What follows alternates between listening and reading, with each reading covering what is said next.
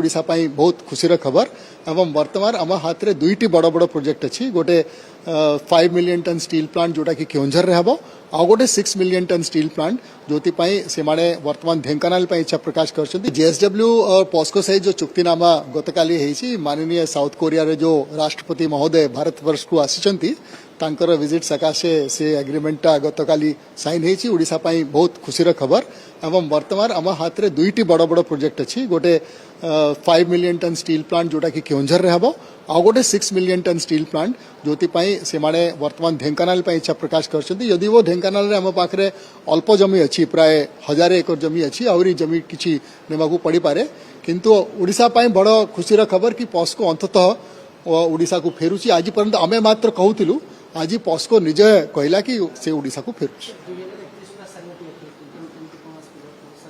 नहीं आमे पूरा पूरी भाव रे चेष्टा करिवु जेमिति किछि कौन सी डिले ना हुए जहाँ जहाँ सब क्लियरेंसेस दरकार पड़िबो अन्य जहाँ सब अप्रूवल दरकार पड़िबो ठीक समय रे सेमान को उपलब्ध कराछ।